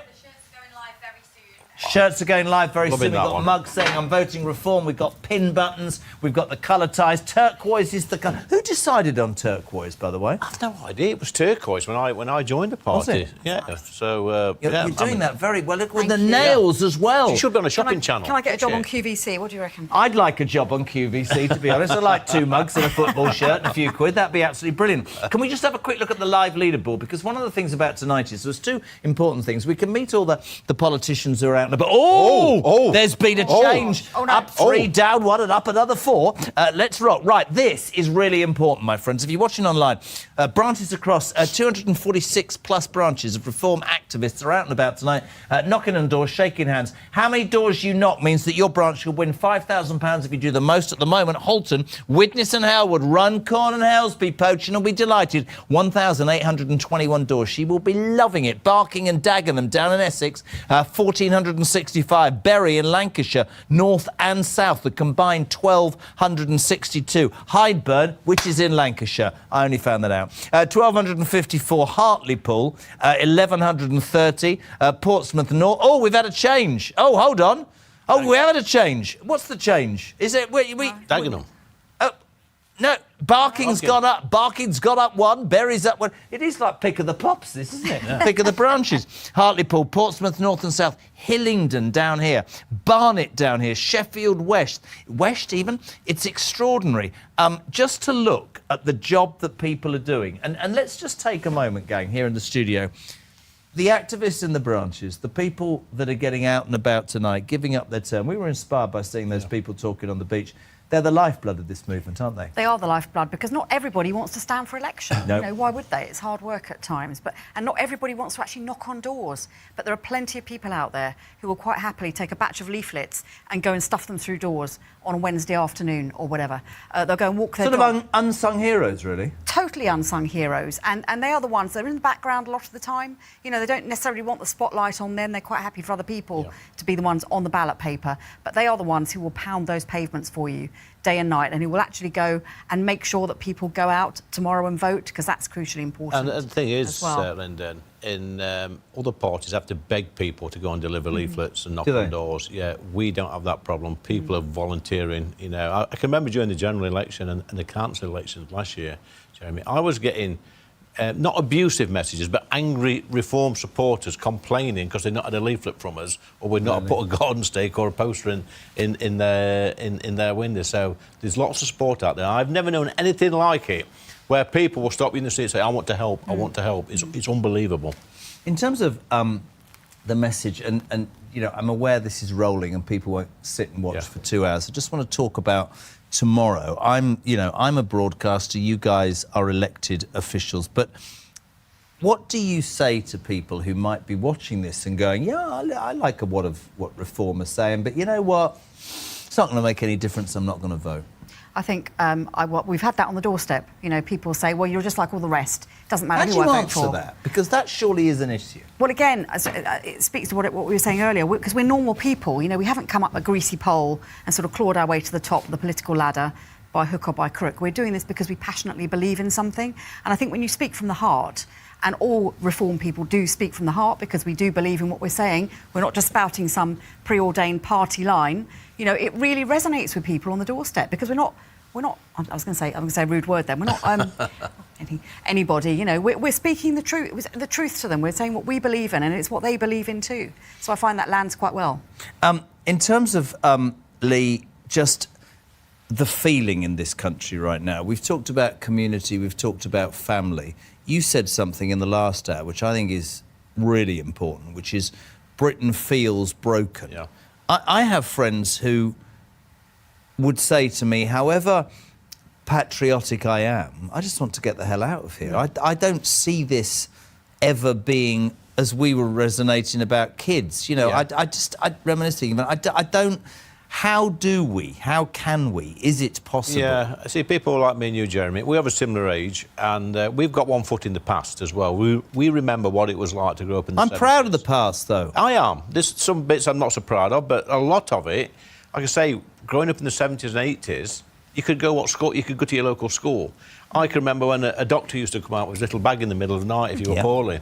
You know, you could get a doctor's appointment the same day, a dental appointment the same day. Everybody the Bobby would come round the village. Everybody looked out for each other. The Bobby would come round the village, you know. Our schools weren't indoctrinating young people.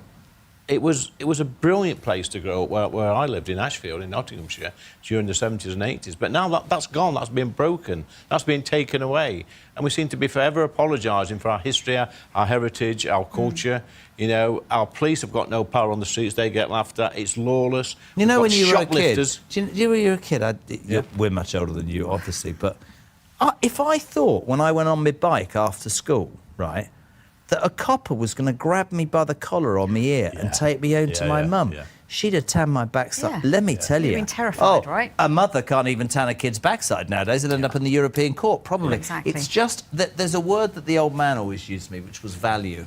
Is Reform in both of your minds the party that would restore traditional values, Lyndon? Yeah, we've got to be careful not to hark back to the past, because it's never as rose-tinted as we probably like to remember. No, but it's fair to say there were some good things. We shouldn't apologise for it all, should we? But it's getting back to some sort of normal. Nothing is normal at the moment. Nothing, and I thought it was me for many years until I joined Reform and found other people who had exactly the same concerns and worries and were prepared to be honest about the state this country is in. But I do worry, the thing that keeps me awake at night is, are we too late? Are we too late to save this country? But you can't think like that, can you? We cannot give up. We can't think we're too late. But surely a country is not governed, but functions because of its people. And if enough people say, I think that's wrong, I think that's unfair, I think that's apologist or fundamentally, I don't know, then surely that's how you change, isn't it? Well, most people... Isn't this about that, about people power? Most people go to the ballot box every 4 or 5 years, Jeremy. They put the cross at the side of the candidate and they say, get on with it. Get on with the job, we're trusted to do it. But what I realised when I first got elected into that place in 2019, the place is full of idiots. They haven't got a clue. They're moronic, a lot of them are. Seriously? Yeah, they are morons. They don't connect with their own constituents. They treat them with disrespect. They don't listen to them. And it's become quite clear in the 6 years that I've been there that the public have had enough of that. They see an alternative now. Before they were forced to choose between Labour and Conservatives. Now there's a new sheriff in town, as Layla Cunningham says, and we're offering the public something different. We're making a lot of pledges, a lot of promises, And we've got to carry out those promises when we get elected, because I do think we'll win the next general election. People have got to trust us. And at the moment, they don't trust the main two parties. They trust us to deliver. And I tell you what, I trust Nigel, I trust Richard, I trust the whole Reform UK team. I trust people like Lyndon. Our councils are doing some great jobs. Even though we're getting pushed back by the officers, we're getting media stories. Yes, we're getting media stories that are slating us every single day. We've got a real fight on our hands, and the fight starts tomorrow. Now, listen, if you are watching this anywhere in the UK, you'll know that we keep crossing over to different... I want to go back to Sarah. Find me Sarah, but not under a tree, if you can do that. But I do think it's important to address the people watching at home who perhaps are thinking, how can I get involved? Please do, if you haven't already done it, download the fantastic Reform Go app. It's the place to keep up to date with everything going on with this organisation, including upcoming events, information on how you can join, and everything really, OK, about your borough, about your county. It's in your app stores right now. Now, it's important to say this as well. It's not only the local council elections taking place in England, but also in Wales and Scotland too. In the run-up to the Welsh Senate elections, Reform UK put together a party election broadcast for the Welsh Assembly. Have a look at this. We cannot allow the parties that broke Wales to pretend that they are the solution. The proud nation of Wales deserves better. This is Pew's Lane. This stream is where I used to play with my brothers in all weathers. And my house was just at the top of this lane, about a 10-minute walk. And we'd get so carried away that we'd forget it was tea time. And I remember once my mother coming down the lane in her pinny, sort of calling us up, because we were just so engrossed in playing in the stream. I love the area. This is Wales. Countryside, woods, trees, streams. I had a really happy childhood, and that's what I want for my children. And seeing the boys playing in the stream, for me, it's like come full circle now. That's the kind of childhood I want for my sons. But I also want them to have more opportunities than I did. And that's what's motivating me to stand for the Senedd, is to make sure that in 15 years or so time, that my boys won't feel they have to move to London or to Bristol or across the bridge for opportunities. I think Wales has been on a managed decline over the last 27 years. There's no ambition amongst the politicians at Cardiff Bay. People have almost come to sort of accept, well, this is just the way things are in Wales. I don't believe that. I think we're being held back, and I think things can get better. For the last 27 years, Wales has been let down by Labour and Plaid Cymru. And after 27 years, we have the worst education results in the UK. We have the longest NHS waiting lists. We have the highest unemployment. Some of my closest friends are farmers, and I know how hard they work. They just want to produce food. There's the alarm clock generation who wake up early, work hard, yet still struggle to make ends meet. My ambition would be in 4 years' time that we turn the public sector services around, and that we have a sense of ambition and pride brought back to Wales, and that we say actually we can do better, and we will. And we won't accept the low standards of the political establishment down in Cardiff Bay. We will stand on a platform that puts the people of Wales first. Wales needs reform, but we cannot do it without you. And you will only get the change that you want by voting Reform on May the 7th. Wales is broken and Wales needs reform. I'm Dan Thomas and I'm leader of Reform UK here in Wales.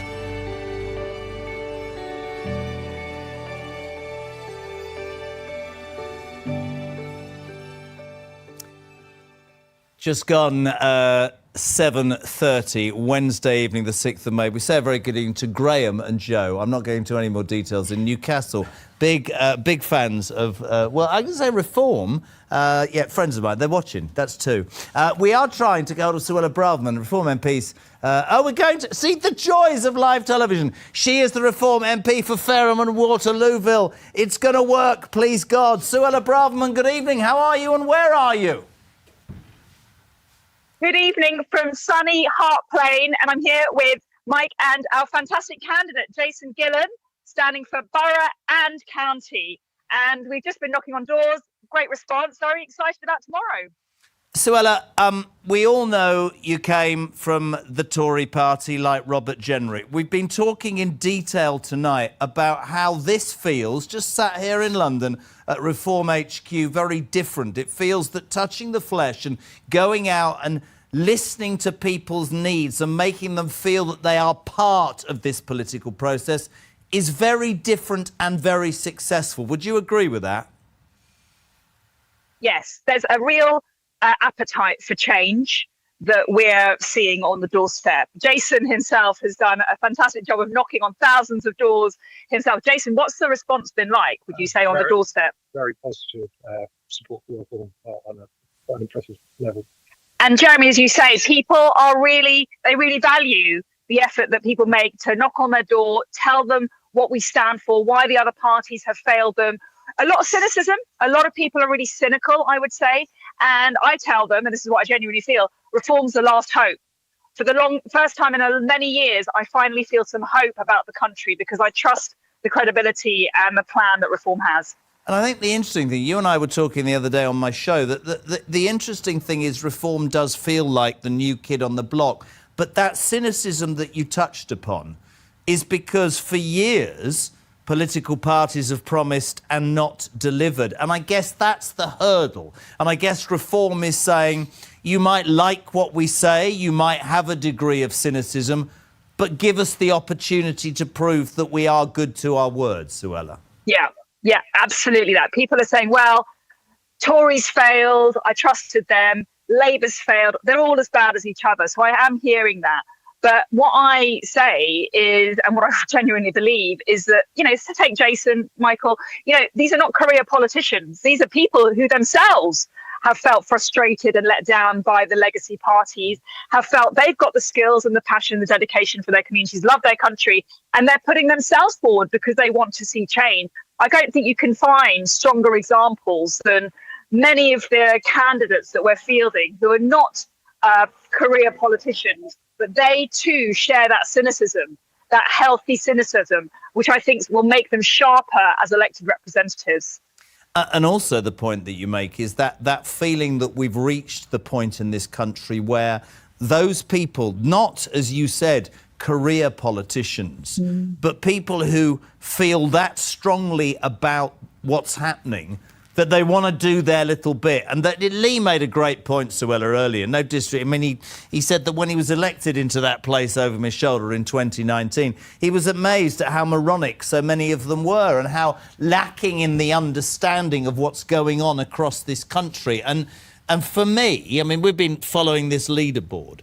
I think that if you averaged on houses at 4 people, that these 4 national canvassing days that Reform have instigated, 1 million people would have heard about what this party is talking about. I don't think in my lifetime, Suella, other parties have even been bothered to even comprehend getting and talking to that many people. And that's where it feels as if it's different.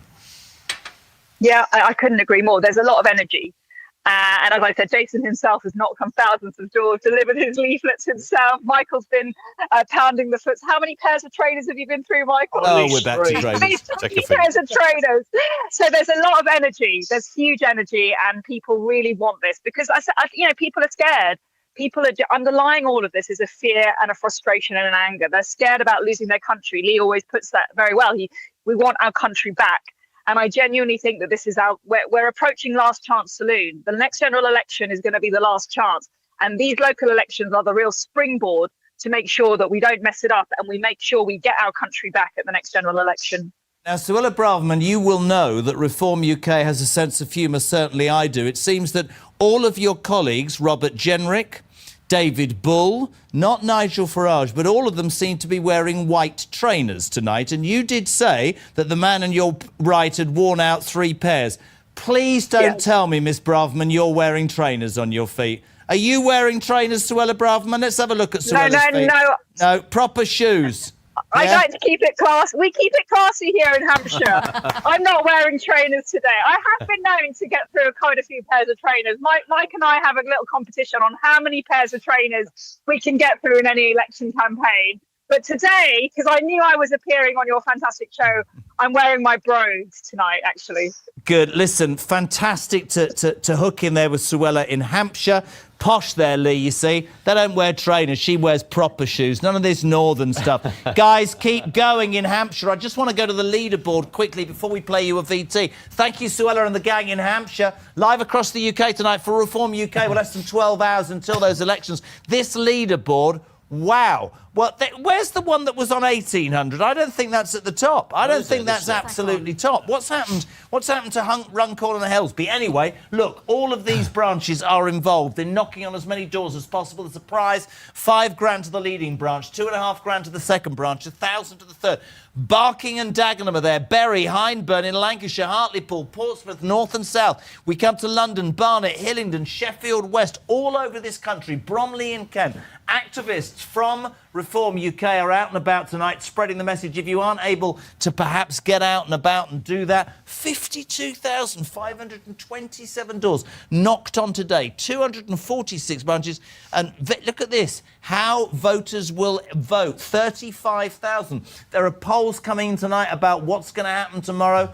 What does matter is that you exercise your right and get out there and vote. If you want more information ahead of tomorrow, you can download that Reform Go app.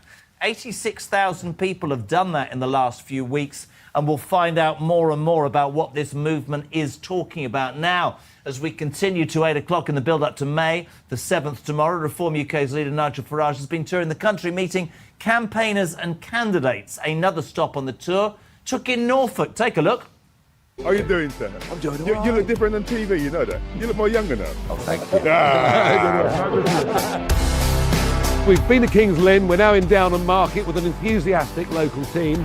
And I've got to tell you, the response on the street is phenomenal. It's week 8 of living on the road, and I'm loving every minute of it. The enthusiasm we've had in the town centres has been incredible. I really believe the Big M momentum is now with us. I'm here with many other candidates, and you know what? I think we can do incredibly well in this county. We could even win a majority on the council, and whether it's here or Barnsley or wherever it is, there's one big message. We are becoming the main opposition party in British politics, and we're urging people on May the 7th to go out, to vote Reform and get Starmer out!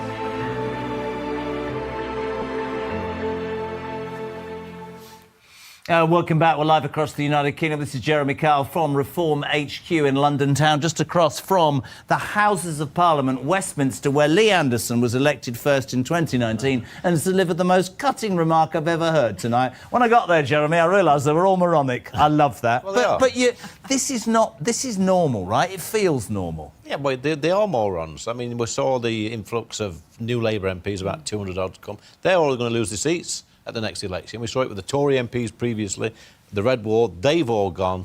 And like I say, Jeremy, I've said it on this show before, they come to that place with a mandate to deliver for the British people, and they completely ignore them as soon as they get in the voting lobbies. They love the lifestyle, they love the Westminster life. Some of them hardly ever go back to their own constituency. I live in my constituency, I was born there, and if I ever lose my seat or decide not to stand, then I'll still live there. I love my area, I love the people, all my family were there, I went to school there, my kids were born there, and I feel accountable. What was it like, just very quickly before we go back to Charlie Rowley and Dr David Bull somewhere in Suffolk, what was it like, that moment?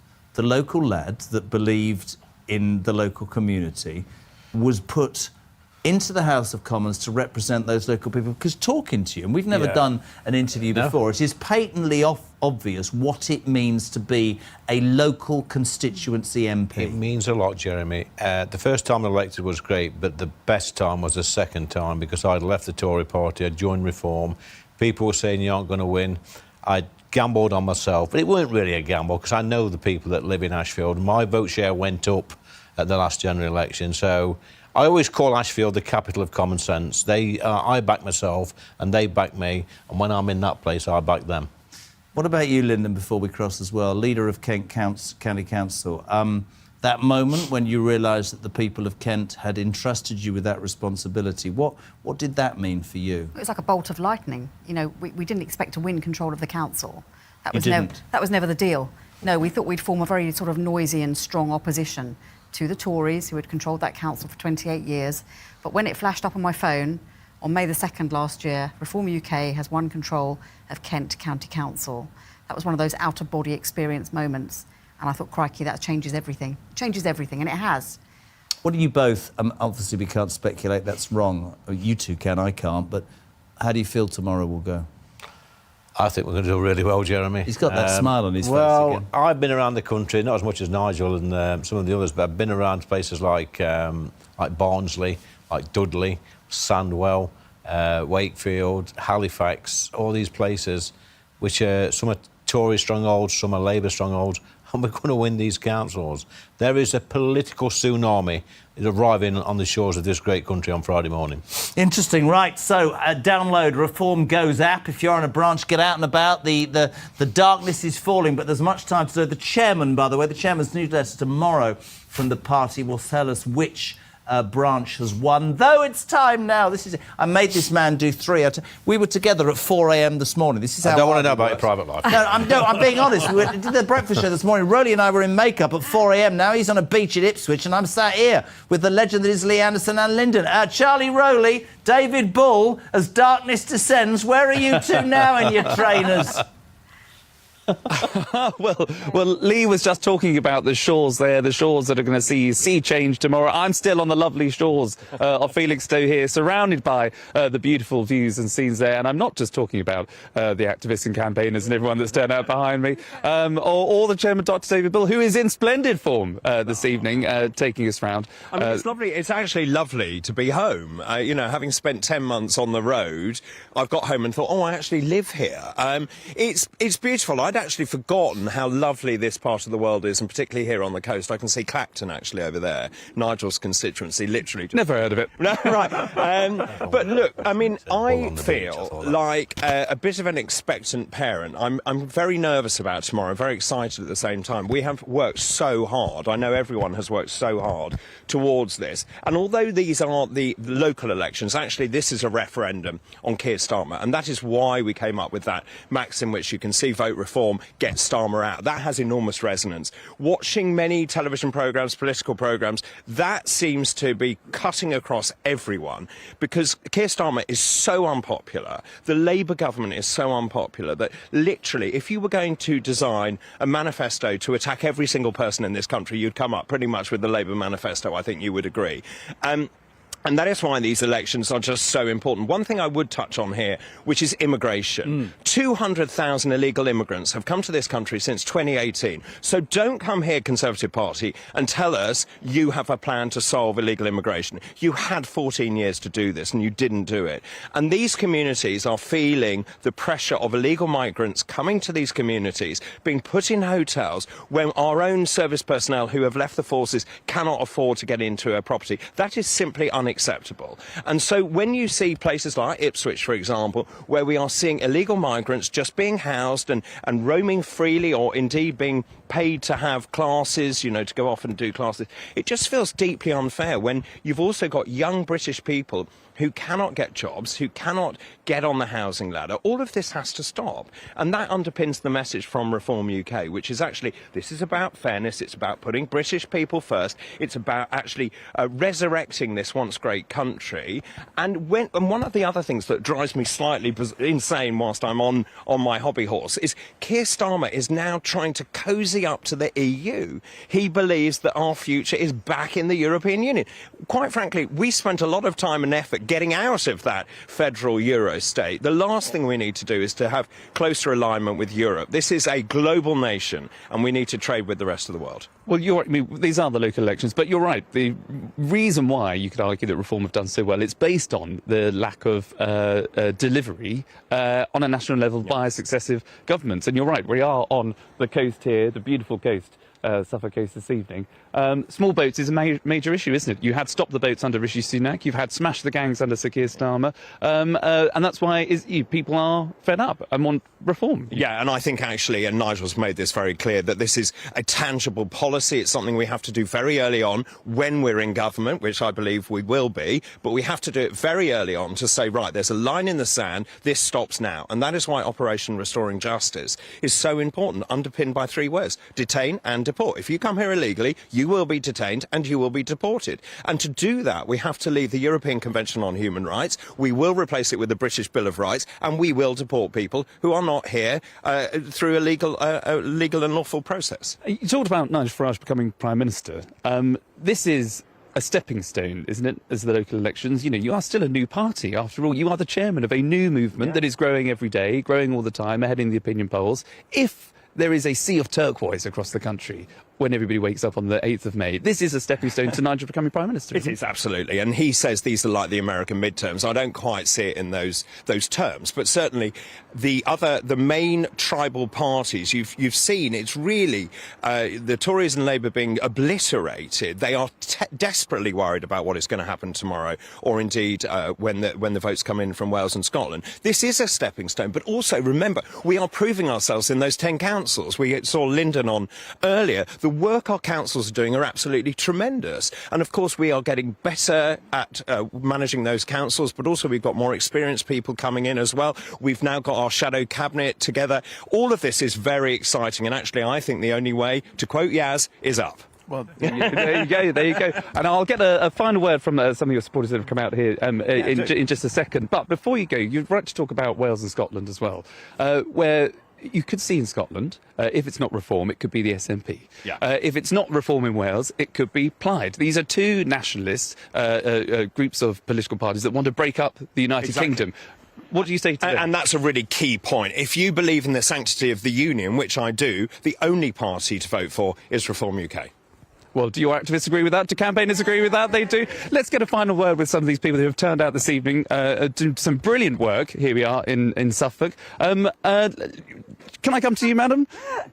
Or I'll come to you. You seem more keen. No, it's totally up to you. No, so we're really proud of Felixstowe and the whole Suffolk coastal community. You know, this town for 150 years was the main resort town in Britain.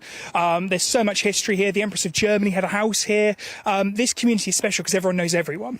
We're seeing that being lost. You know, when you talk to voters on the doorstep, they're talking about the mass housing coming here with no infrastructure, and those houses aren't being bought by local people. They're being we're having illegal migrants housed here. We're having people moving from all over being housed here. We're losing what makes our community special. You know, we've got potholes in every single road, and you've got Tory councils telling us they're fixing them, but no one's ever seen it being done. You know, we're really in the last chance saloon. There's not much more that this community can take, and I know that's felt up and down the country, and we're excited to try and make a difference. And we're following the examples of incredible councils like in Kent. We're trying to take that step forward and really make a difference here. And it all has a knock-on effect, doesn't it? So when you talk about illegal migration, obviously, the impact that has on communities in terms of housing, in terms of the public services, but also when we were talking to Tristan, where's he gone? Second ago, a former veteran, how does it make you feel when, we talk about the way in which the country supports people that might have come into the country illegally, but yet some of your colleagues, former veterans, former service personnel, still sleep rough on the streets? I think it's disgusting. To think that even myself, I served my time, I receive a pension from the military, thank you very much, but my pension is now taxed. It's paying my tax money towards people who are coming towards to this country, who are illegal. That's no ifs, no buts. They're illegally here. I've spent tours in places like Afghanistan, where I've seen these people in their own country, how their culture is, and it is so far from our culture. A simulation is just not practical. It's not. And I feel for veterans out on the streets. Fortunately, I'm lucky, but I donate to charities to help these veterans who are in more need than myself, because I feel that strongly about it. Do you agree with that there, sir? I agree, absolutely. My father was in the Navy, and you stand back and you look and you see, we all know what happened, the degradation for these people who are in the services, the mental illness, and what are we doing? Where are we spending our money? And they keep taking it and taking it and taking it. And I can tell you that people in Felixstowe, much to my surprise, the last 4 weeks, leafleting very heavily. We're speaking to people on the streets and outside their houses, and I thought it would be the cost of living. It's not. It's about immigration. It's about the small boats. They don't have to be prompted. I don't ask them. They tell me. They're appalled, and they're embarrassed to be British, embarrassed to be English, and they want Starmer out. Well, the message is very loud and clear here. Does everybody agree with what we've just heard this evening? Message very loud and clear here. I can't leave Felixstowe without now noticing the chairman is indulging in some of the delights of the Suffolk South Coast. Are they good? Nice, they're good? very good. Shall we have one before we go? We should. Also, every vote matters. So as we come into tomorrow, It's D-Day. Literally, let's get the vote out. Let's make history. And I believe we can, actually. And I want to see all of those political commentators crying when we do really well, when the results come in. Well, there we go. Everybody had a good time this afternoon? Yes. Very good. What's going to happen tomorrow? We're going to win.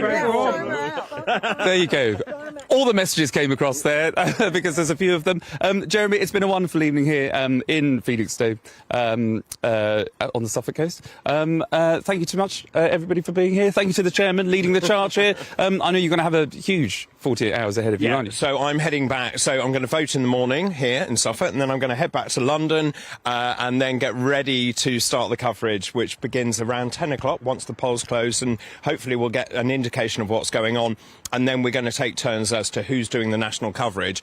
But look, it's very exciting. I have no idea what's going to happen, but here's hoping. There you go. Thanks so much. Jeremy, back to you. Gentlemen, great job. David Bull, can I just say, what a fantastic job you do. That gilet, you look like you should be in the Middle East reporting on a war. I keep expecting something to happen, but fantastic, gentlemen, and wonderful to hear about that number of supporters and activists out there, and you two eating chips. Charlie, I'll see you at 4 a.m, love. Right, 10 to 8.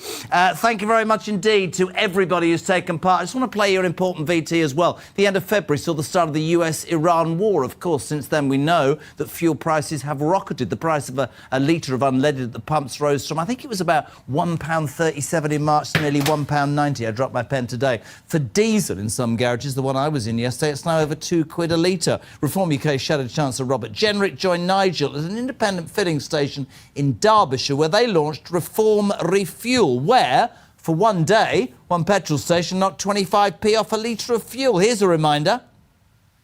There's fuel in the country. Come on, roll up, roll up. When we're here in Derbyshire to send a very strong message to Rachel Reeves, this is the worst possible moment to be hiking fuel duty. We're going to fight it every step of the way. These taxes are put on by politicians who don't fill up their own cars or who ride bicycles in North London. A total lack of understanding, particularly for those that need their cars, their vans for work, from taxing the motorist, from taxing the commercial vehicle, through to being self-sufficient as much as we can in oil and gas. The idiotic policies started by the Conservatives are now being made even worse by Ed Miliband, are hurting ordinary people. This is just the beginning of the work that we're going to be doing in the weeks and months ahead. Reform is on your side, and a Reform government is going to bring down your bills.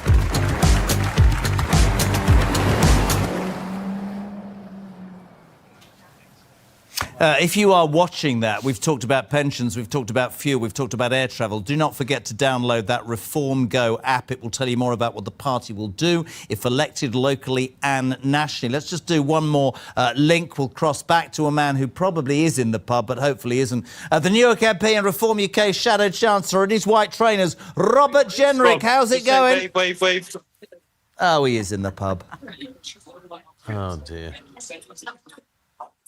Everybody wave. Is he going to speak to me? Is he going to speak to me?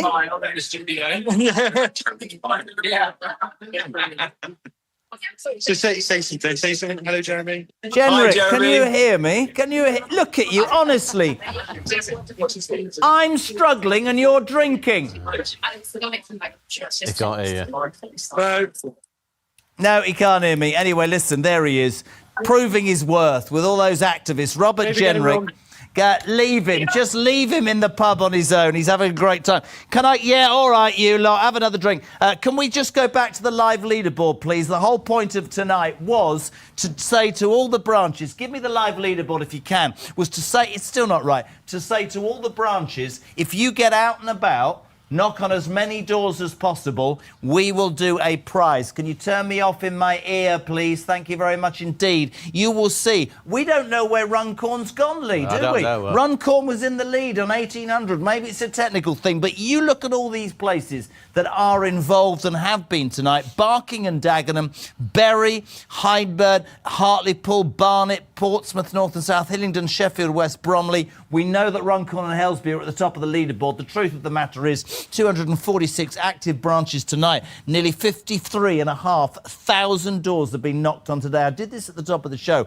We've done this show 4 weeks, I would say that's about 220,000 doors that have been knocked on. You times an average of 4 people in each house. This party has spoken to nigh on 1 million people and spread its message, Lee Anderson, over the last 4 weeks. This is the final canvassing day before tomorrow, and I just want to sum it all up, because to see all the people, not just the high-profile politicians, but to hear from some of those people tonight explaining about the pride in their local communities and what they want done was really interesting and inspiring. Yeah, we picked it up on the clips earlier, Jeremy. I've certainly picked it up on my travels around the country over this election campaign. I was in Basildon at the weekend. I walked into a Wetherspoons to meet some activists, and the whole pub started cheering when I walked in. I felt embarrassed, my goodness, and people... Did you buy them all a drink? No, I didn't. But it's the enthusiasm. It's the "you're our last hope. Please keep going." And I'm saying to them, no, it's not just about me. It's about you lot as well. The fact that they're out there, and like Nigel said earlier, the vast majority of our activists and candidates have never been in a political party before. No. They've just had enough and they're stepping up for their country because they know, like we know in this studio, that we've got one chance to save our country, and the People's Army are going to fight to the bitter end. Lyndon, what is a good look tomorrow for Reform UK? Oh, do you know, I know that's a difficult question, but to sum up at the end, I guess it's fair to ask. I feel a bit clammy. There are 5,000 seats in 136 local boroughs, if my maths is correct. Most politicians will say, pollsters, I say, will say that Labour will lose upwards of 2,000 seats, which is political wipeout. They've only got 2,552. What is a good result for Reform tomorrow? If we got 20% of those 5,000 seats, that would be astonishing for a party as young as Reform UK. If we get 25%, 30%, you know, that's what some polls I'm going to make a stronger prediction. I think we'll get... Strong prediction incoming. Lee Anderson. I think we're going to get over 1,500 seats tomorrow. Out of the 5,000. That's good. I think, and we're going to take control of many councils up and down the country. Last year in the May elections, in my constituency, there were 10 seats up for grabs.